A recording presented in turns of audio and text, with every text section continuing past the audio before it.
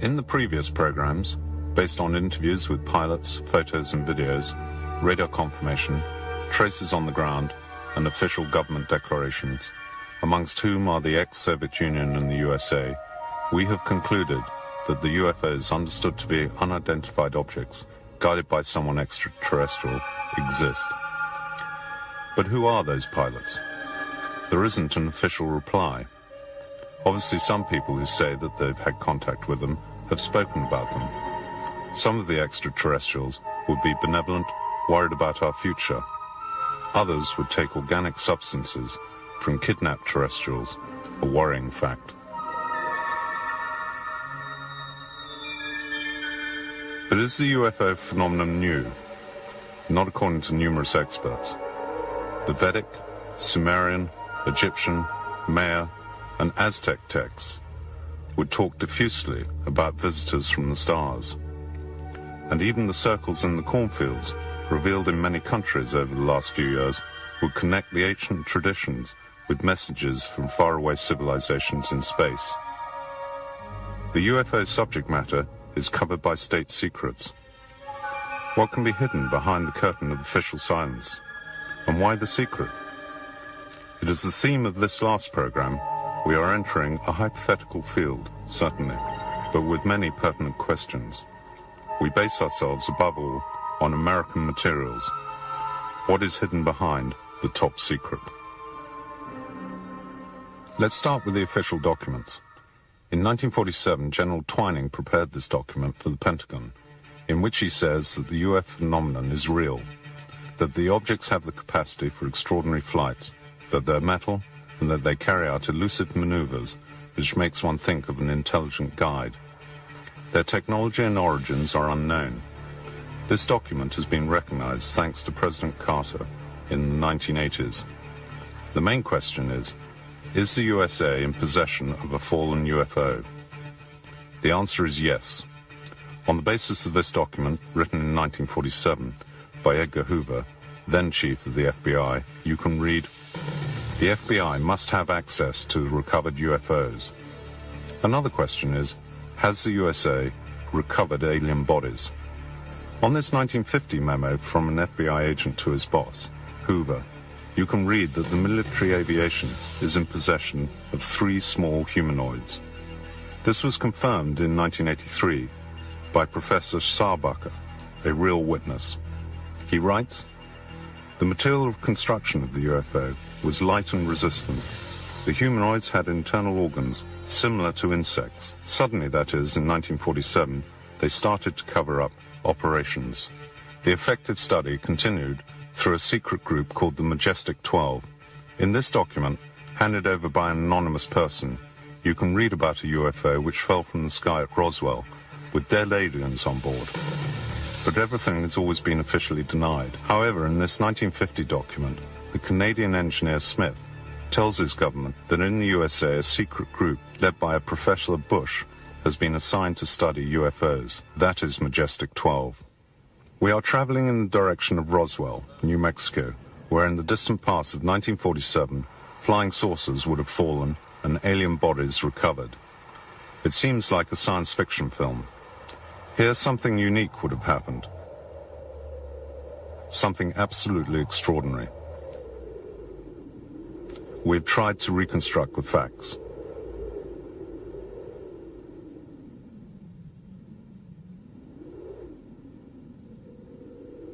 July 1947. The Roswell Daily Record prints the official news that the military aviation personnel have found the remains of a flying saucer. The scoop went all the way around the world.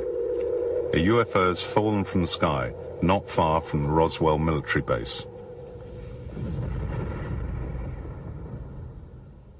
The remains of the UFO, found by the farmer Brazel, have been handed over to the military base. But the next day, General Ramey, in a press conference, declared that those remains were simply those of a sounding balloon. The press published the official denial.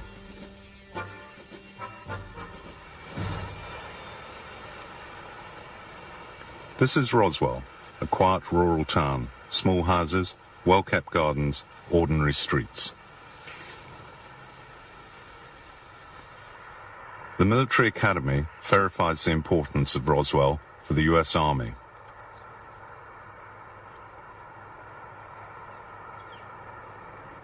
In the 1940s and 50s, Roswell was the base for the atomic bombers who dropped the bombs on Nagasaki and Hiroshima in Japan. What happened near Roswell? Was it a sounding balloon or a UFO? No, it certainly was not a mogul balloon that was picked up in Roswell in 1947. I've been investigating flying saucers since 1958, and I was the original investigator on the Roswell story starting in 1978. I've talked to many dozens of people who were involved in one way or another. I was the first to talk to Major Marcel. Major Jesse Marcel. At a radio station, a journalist said to Friedman, "The man you ought to talk to is Jesse Marcel." I say, "Who's he?" And I didn't know. He says, "Well, he handled pieces of one of those saucers you're interested in when he was in the military." That got my attention, as you can imagine. And I called Jesse the next day. The reporter showed up. He was listed in the phone book. I talked to him. He told me the story. Jesse Marcel spoke about it bravely. It was a very dangerous subject. The military people in particular were very strongly intimidated by the government. Some of the community people were as well. The sheriff's granddaughter talks about her grandmother telling her that the military told him, "If you ever talk about what you saw, we will kill you and we will kill your family." And the granddaughter's horrified to hear this. "Did you believe them?" And the grandmother quietly said, "I was there. Yes, I believe them." Friedman has found 200 other witnesses besides. This is the center of Roswell. Some veterans of the old military base have created a small museum to record the extraordinary episode of 1947. Walter Haut was then the chief press officer of the base. The only thing wrong with that whole story, in talking with Major Marcel, he made a statement to me on several occasions that the material that I took into General Ramey's office is not what was shown to the press. That was a weather balloon that he had there. That's not what he had taken into the office. And there was not much I could do. The general said, "You're going to say that that is what you picked up and brought in to me." And I said, "It wasn't. Different material." He felt that it was something extraterrestrial, materials that were a little bit different than anything we have or had in our possession at that time. What we now have is aluminum foil. It was about that consistency. It was a shiny silver metal that you crumbled it up in your hand, and when you released it, it would go back to its original form.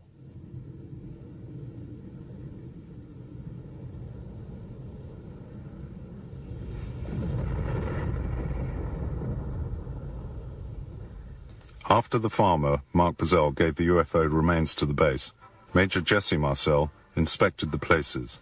He gathered himself pieces of strange material, went home and showed them to his wife and son, who were then 12, and he remembers. And there's a lot of pieces of metal and looked like black plastic, sort of like bakelite. There was a lot of foil-like material, like aluminum foil, except it wasn't quite aluminum. At least it certainly didn't look like that to me. It was not highly reflective, but it was just pieces of what looked like aluminum foil, kind of a dull aluminum color. Then there were pieces of I-beam materials that had writing or symbols. The symbols that I saw looked like geometric forms, like circles, triangles, squares, various different geometric shapes. And years later, I talked to my dad about this to see if his recollection was about the same, which it was. We compared notes as to the color, the size, and the general appearance of the symbols. The character of the debris, certainly the symbols that were written across this I-beam, did not look like it was something that came from our own civilization. He was always very certain about that. He never had any doubts in his mind where this came from or where it didn't come from. It did not come from planet Earth, but it came from someplace else. We examined this material for about 15 or 20 minutes in our house there in Roswell. I helped him put it back in the box and load it back in the car, and then he flew the material to Fort Worth Air Base at Carswell. And when he came back the next day, or maybe the day later, I'm not sure exactly the timing here, he told us, to my mother and myself, don't talk about this. This is a non-event, didn't happen. Don't even talk about this with your friends, which I did not. The recovered material was taken from Roswell to the military base of Fort Worth and handed over to General Ramey, who declared that it was the remains of a sounding balloon.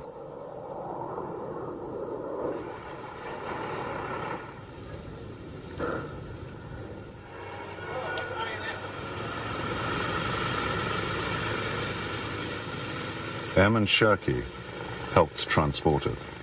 I saw Major Marcel go by, and 4 or 5 of the fellows were carrying open boxes, cardboard boxes, with scraps of metal stacked up in them. Major Marcel had carrying a box that had the I-beam sticking up in one corner. So I just saw the material. And I knew we sent that aircraft off to Fort Worth. But were extraterrestrial bodies of pilots recovered? Frank Kaufman, of Swiss origin, was then in the Secret Service and stationed at Roswell. He is the only living witness to declare not only to have cleared the area of UFO remains, but also to have recovered 3 of the 5 alien bodies who died in the crash. He won't appear on TV, but he allows us to tell his story. The extraterrestrials are about 1.40 meters tall. They had big eyes, a small nose, and their skin was reddy brown.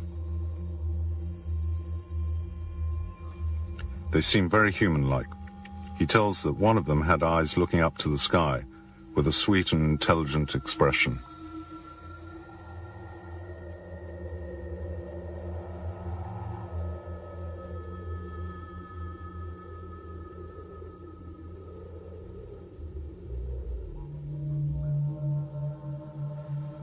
The UFO, says Kaufman, possibly crashed because of radar interference.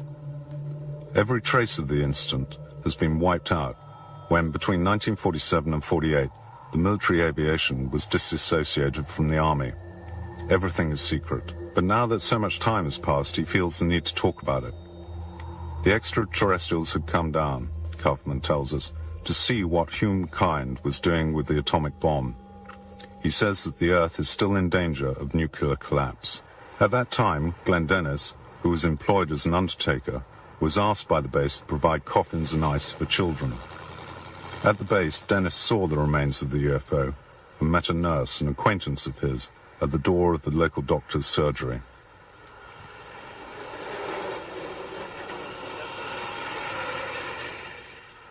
She said,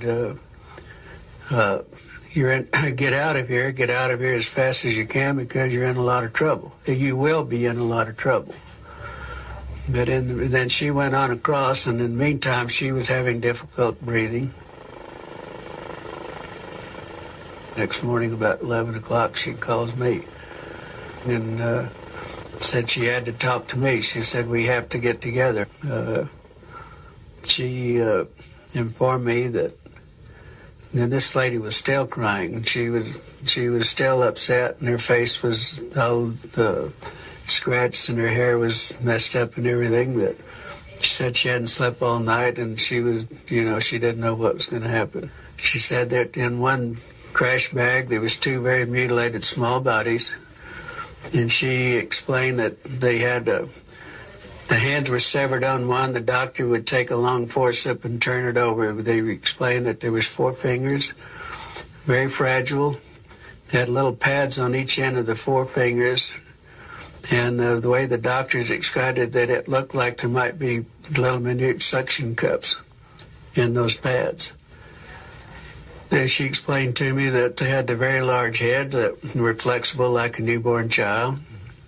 The eyes were very large. They did not have a bridge. The nose, the face was concave. They had 2 orifices. The mouth was only 1 inch. There was no teeth or tongue. They did not have the ears, as we know. They had 2 ear canals, a double ear canal, not just 1 ear canal. So what she did, the night before, she drew me a small diagram on the back of a prescription pad that she always kept in her uniform there. And she did the best she could on the drawing of the head and the little arms and explaining to me what it was. She gave it to me and told me that she wanted me to have it, but that I would never reveal where I got it. I mean, that her name, she did not want to be involved anymore in this, and all. And I gave her a sacred oath that I would not reveal her name. And that was the last time I saw her. I called out the next day, and they said that she was transferred out that afternoon. They don't know where. About 6 weeks later, I get a letter from England. About 6 weeks later, my letter came back, and down on the corner it said return to center. Then it had in the red letters deceased, and it was sent back to me. Following the Roswell controversy at the beginning of 1994, the Republican representative of New Mexico officially asked for explanations from Washington. In September 1994, the reply was given with this document, which confirmed the theory of the sounding balloon, specifying that it had been used to reveal eventual atomic explosions in the ex-Soviet Union. But the document was full of gaps.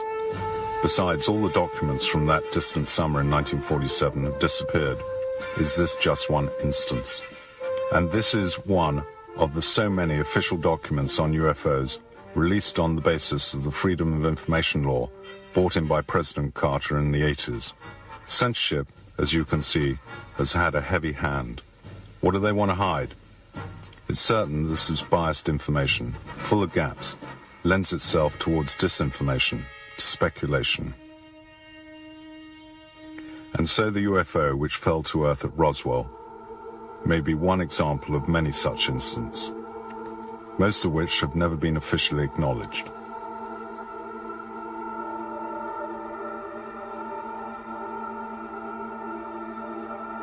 And this photo of an alien taken in Hong Kong and circulated as true is that of a dummy that even we filmed at the Roswell Museum. And recently the news of the filming of an autopsy of an alien has gone round the world, taken in 1947 by a military operator. It is the film Santilli, taken from the name of its discoverer. A controversy arose from time to time over this theme, and which has become also very bitter. But is there proof for or against the authenticity of the material? Michael Hessman, a well-known expert, has researched this theme. And so I started a very careful investigation, and today I can say that we discovered a lot of indications that the film very well might be the real thing, but we did not find any indication or any evidence of a fake, of a hoax yet. In the film sequence, you would see even President Truman next to the remains of the UFO and the alien bodies, obviously a state secret. If he has the footage of President Truman, then I believe that would be dangerous for him. And I believe that's what's happened. I believe somebody has said, yes, by all means, go ahead with what you've got. But if you show President Truman on film, you're going to be planted in the desert. But this is just your feeling, or...? It's a little bit more than a feeling, but there's something going down. He was visited by 2 agents at one time, and I believe at that meeting something was said, and then it changed everything. It was President Truman himself who created the secret Majestic 12, on which we've already talked about, who prepared the document in which you can read in detail the facts about Roswell. Another document, still by Majestic 12, explains how to recover and deal with extraterrestrials.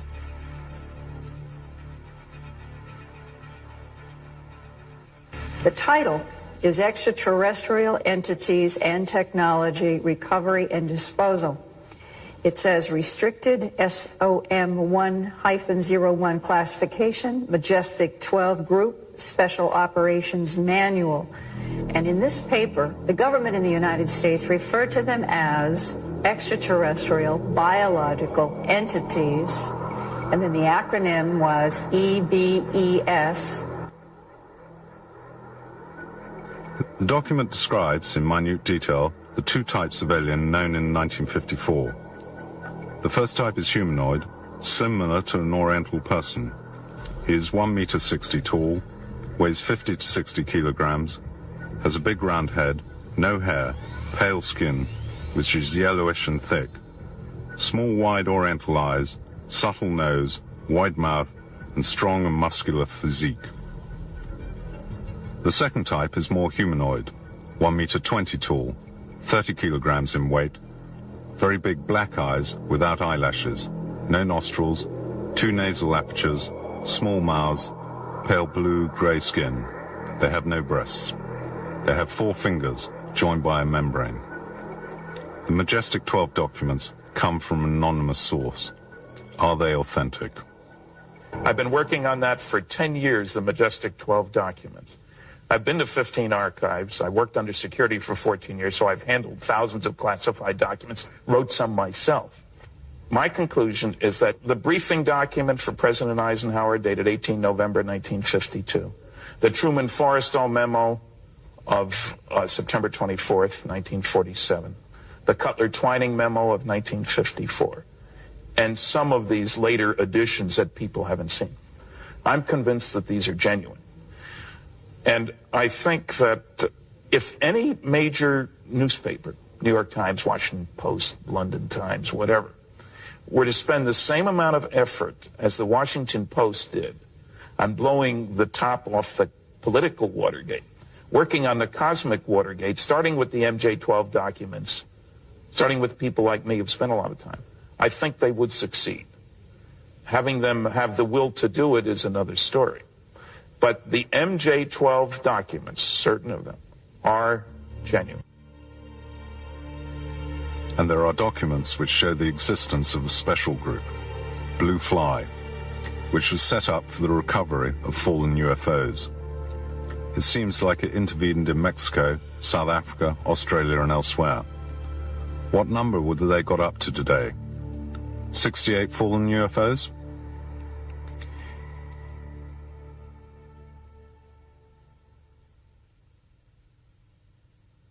What were these squadrons? Was it a danger to NATO?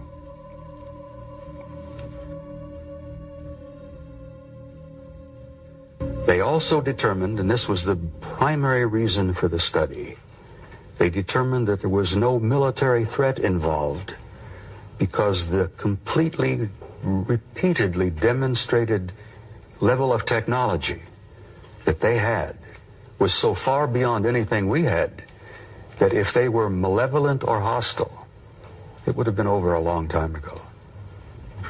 We and the Soviets, both of us knew that the UFOs were real. And both sides thought that if we could ever get a handle, get a hold of the propulsion system, the visitors were using extremely sophisticated anti-gravity electromagnetic propulsion. When I left the military, we knew of 4 different groups. And out of those 4, one group looked exactly like we do. I mean exactly. So much so that they could sit next to you in an airplane or a restaurant or in a theater, and you would never know. I do believe that at least some of the groups, I have to bear in mind there are different groups with different agendas, but some of them apparently do very deeply care that the human species survives and that they have been trying to assist, they've been trying to help us, they have recognized that we have reached this incredibly delicate level of high technology, and I believe that our visitors, our family, are trying to assist us as you would a younger brother or a son to make that transition, to grow up and mature.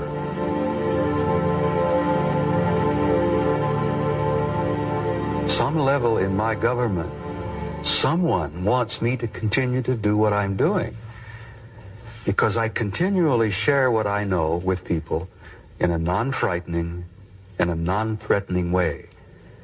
And I do it leaving them with a sense of hope.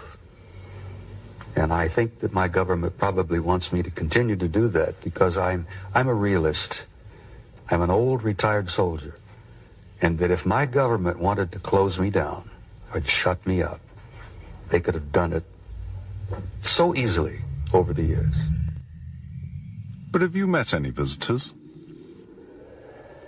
And I will not amuse myself with you. I must tell you in all honesty, the answer to your question is yes. But I am not at this moment prepared to go into great detail. But yes, for some time. And I consider them my friends. Do you think that the U.S. government has had contact with the visitors?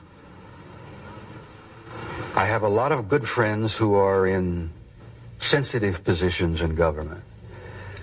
Many of them my age who are still with government. Most of my old friends have retired now, but some still work at Langley, at Fort Meade, in different parts of the government. And they say that the evidence is pretty clear that we do have, and we have had for some years, some kind of close interrelationship with at least one, and possibly two, different groups from out there. And the evidence that I have seen is evidence that I trust, and I tend to believe it. I tend to accept that. I've had too many sources from different directions that have provided me information, which I've accepted as pretty real. We have news that President Eisenhower in 1954 had a meeting with extraterrestrial visitors in the military base of Edward, not far from Los Angeles. He, the president, mentioned it in this letter in 1954. The CBS journalist, Gerald Light, was present at the episode in a private capacity. He writes, "A group of UFOs came down to the base and showed extraordinary capacity to fly, appearing and disappearing in front of dozens of confused scientists."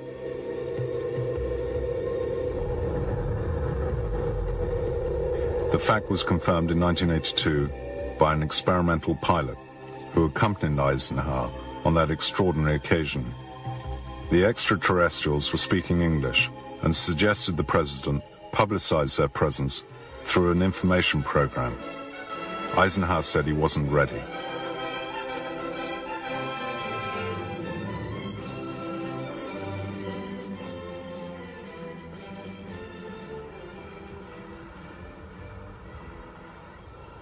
These things are highly improbable without any clear evidence. They took place far from prying eyes, inside military bases, in desolate areas like this.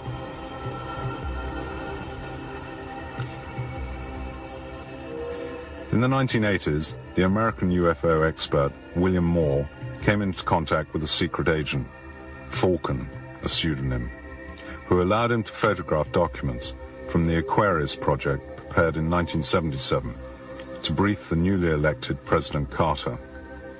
In the documents, there is talk of UFOs and alien corpses recovered, and in particular the first contacts between the US government and extraterrestrials from the 50s, and of close contacts in 1964, which are still going on. It also talks of attempts at flying UFOs that have been recovered.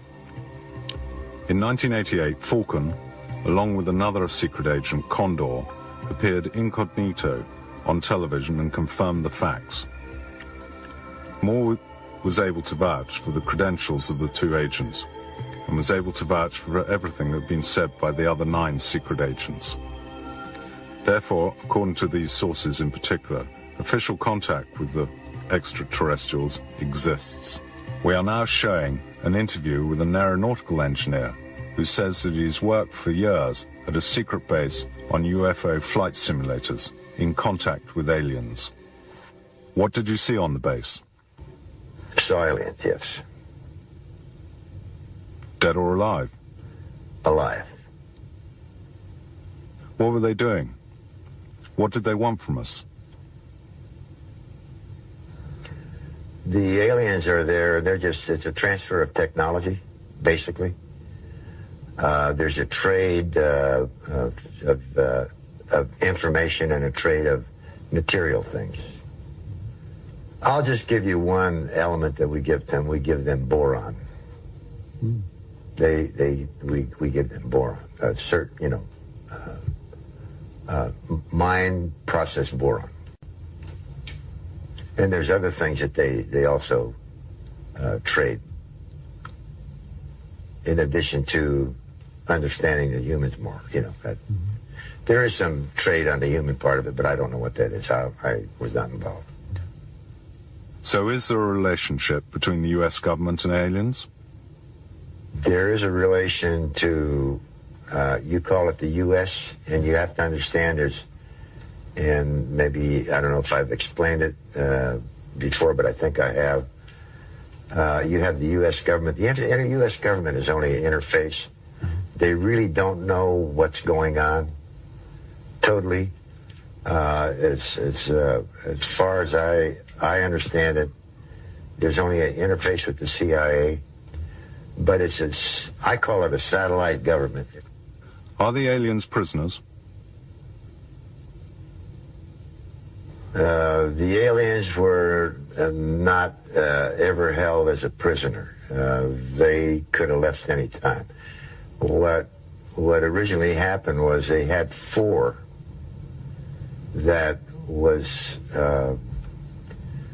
apparently accepted the fact that, we're here, we're going to do something with, the humans. And they were taken to New Mexico, to a facility in New Mexico, where they spent 9 months. This is from a saucer landing, or you could call it a saucer crash, that happened in outside of Kingman, Arizona. That was in about May of 1953.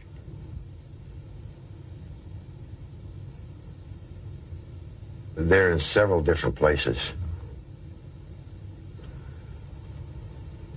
in the States and elsewhere. Now, I just don't. I understand there's a place in Australia where they have a certain number of them. But, how many, for example, England and so forth and so on, Puerto Rico, I just wouldn't know. In the skies above Area 51 in Nevada, numerous objects similar to UFOs have been spotted. Are they piloted by Americans? Assembled there. Yes. Assembled there.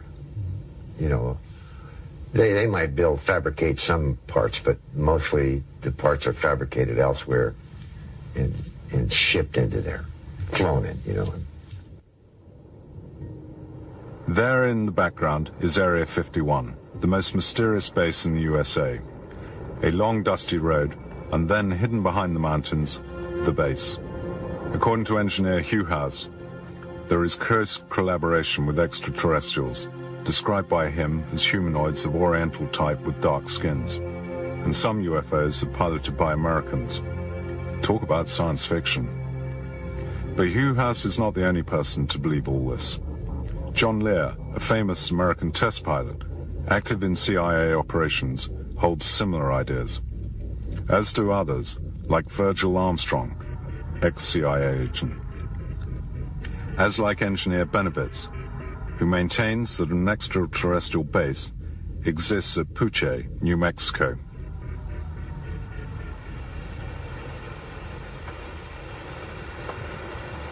We are approaching the perimeter of the base. Look at the notices. To go beyond them signifies danger. A van is watching us. Sensors everywhere, surveillance cameras and microphones. On the hill, an observation tower.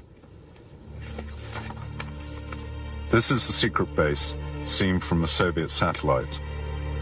A very long runway crosses a salt lake which hides an enormous underground construction, invisible even to satellites. And these are the photos taken of that base from the neighboring mountains some years ago. Today it would be impossible to do it.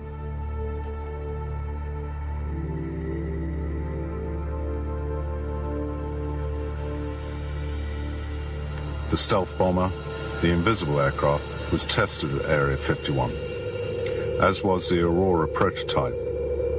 They seemed to have used alien technology. But also taking off from the base would be UFOs in the classic flying saucer shape. An eyewitness of this is Bob Lazar, an engineer of some time at the base, where his job was to study the propulsion system, a scientific engine. The technology used is anti-gravitational and electromagnetic. These are the plans of the saucer studied by Bob Lazar. It was George Knapp, a famous reporter and researcher from Las Vegas, who discovered Lazar a few years ago. Is it a credible story? Since I've been researching this topic, I've found more than 24 other people who've worked at this base in the 50s, 60s, 70s, and 80s who have given bits and pieces of the same story, all telling me that they've seen these disc-shaped craft out there, some who suggest that they've seen indications that it's of alien origin. They admit that we've probably built our own discs, but that some of these things came from somewhere else. I believe the story. Before leaving the area, an obligatory visit to a nearby hostelry, well known to ufologists, the Alien Inn. Thousands of curious people have come here in search of extraordinary sightings. A tourist tells us. 2 weeks ago, I was coming home from Las Vegas. I was coming down in the other valley, and south of the black mailbox, about 4 miles, I seen an object, flying saucer. It was shaped like a cigar, only flatter. If you know what a hay truck is, it was about two hay trucks long and probably a hay truck and a half high. It was 3 to 4 miles away, and it had lights all over it. It was the color of a dull gray. It was 9:42 in the evening, and there was 2 guard trucks came to us, and they tried to get us to give us our names and addresses and telephone numbers, and we all refused and drove off. And it was there from, I'd say it was in view for at least 5 minutes. And it was jumping up and down like it was having a hard time taking off. And it did this maybe 2 to 3 times, bouncing up and down, and then all of a sudden it just went shh, and it was gone. What about the space missions? Were UFOs never seen? Or other forms of life observed? We show you other documents, which is surprising to say the least. In 1969, Apollo 11 made the first landing on the moon. Let's listen. What is it? We have some explanation for that. We have none. Don't worry. Continue your program. Oh boy, it's really something. It was fantastic here. You couldn't ever imagine this. Roger, we know about that. Could you go the other way? Go back the other way. Well, this guy Ridge, pretty spectacular. God, what is that there? That's Apollo. What the hell is that? Go Tango. Tango. There's kind of light there now. Roger, we got it. We've marked it. Lose communication. Bravo Tango. Bravo Tango. Select Jezebel. Jezebel. Yeah. But this is unbelievable. We call her off. Bravo Tango. Bravo Tango. And these are extraordinary photos of UFOs taken by US missions on the moon.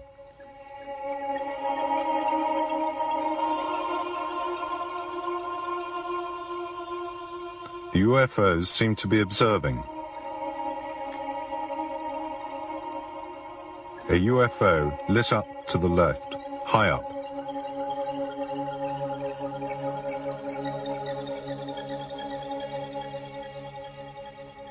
A UFO in the foreground, like those photographed on the ground at Gulf Breeze in the USA. And strange artificial traces on the moon. So there is life. This is a radio recording of the shuttle, decoded and transmitted in clear by mistake. At the Goddard Space Flight Center in Greenbelt, Maryland. We are retransmitting the Space Shuttle Air-to-Ground Communications from Mission 20. This is WA3 NAN.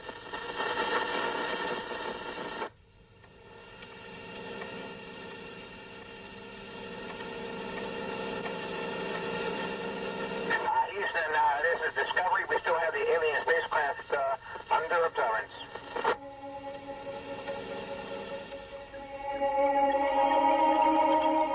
Behind the shuttle, a strange light. A mysterious object flashes by and leaves the Earth's atmosphere at extraordinary speed. A UFO or secret weapon from Star Wars?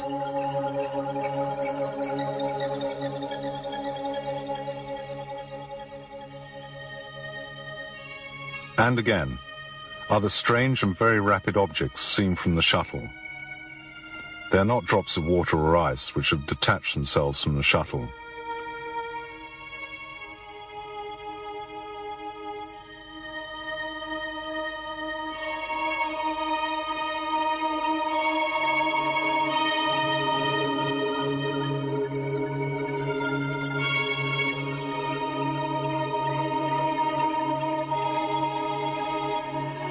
And these strange objects, which seem like microorganisms, are in fact enormous.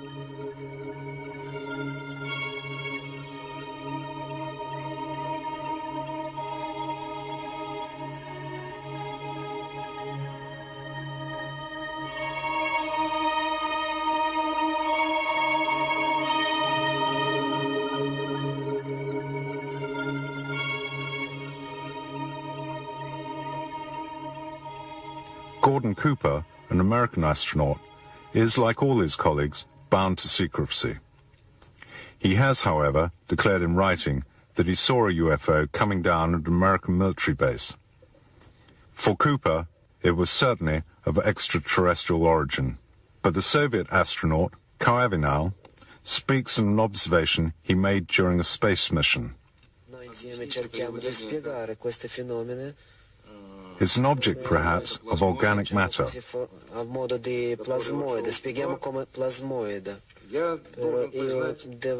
Talk about mysterious.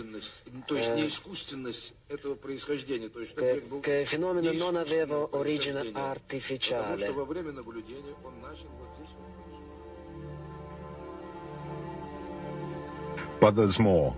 Numerous US and Soviet expeditions have explored the red planet, Mars.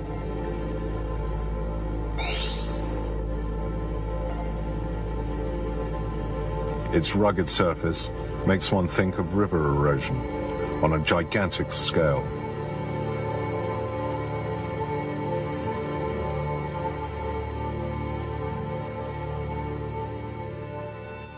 According to the US expert Richard Hoagland, NASA has taken numerous extraordinary photos but has never published them. Photos of an enormous face and of 3 pyramids.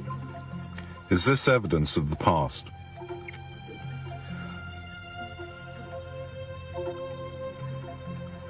Drawing a line between them, according to Hoagland, a triangle identical to the one in Egypt, which links the Sphinx and the neighboring pyramids. Were they therefore built by the same hand?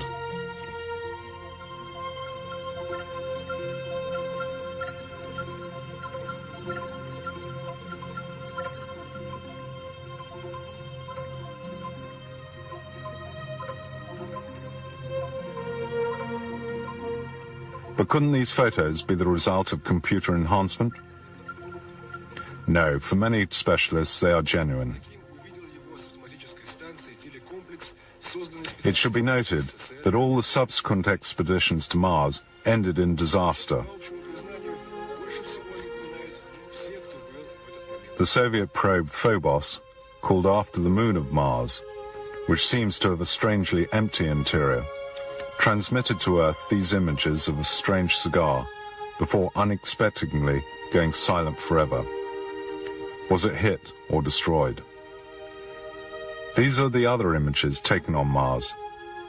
Evidence of past life?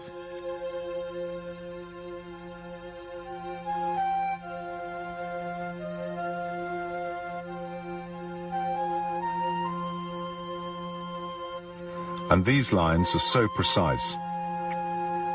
How can one fail to think of those at Nazca in Peru, which we're seeing now?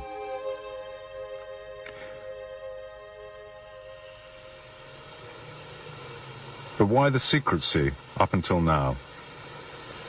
At the beginning of 1947, it was certainly to avoid repetition of what happened in 1938, when Orson Welles, during a radio play, announced, "The Martians have landed." Thousands of terrified people fled the cities. Then another motive. It couldn't be admitted that UFOs could violate every defense system. In addition, there was a very strong military interest in extracting from this a technical advantage, whether for the US and our allies or for the Soviet Union. But there was recognition of the problem. The UN Secretary, U Thant, said to the New York Post in 1967 that the most urgent question after Vietnam was that of UFOs.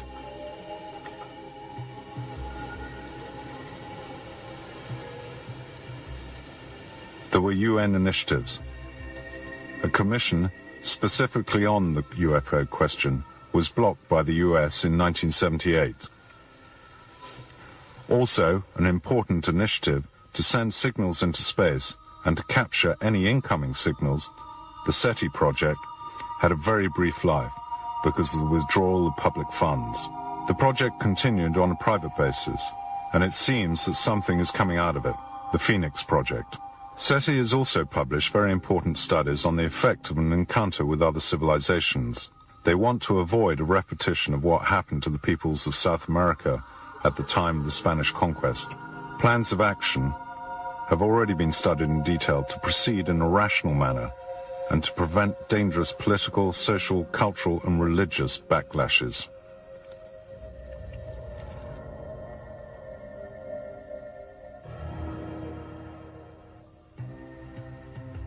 American public opinion has several times asked the White House to tell the truth about UFOs. It should be noted that 53% of Americans believe in the extraterrestrial origins of UFOs, and 29% are certain that there have been contacts between extraterrestrials and the government. For some time, the old hands have been taking the initiative. Among them, the ex-sergeant major from NATO, Robert Dean, and the astronaut, Robert Cooper. They ask that the military evidence, and not just the American, should be released from secrecy.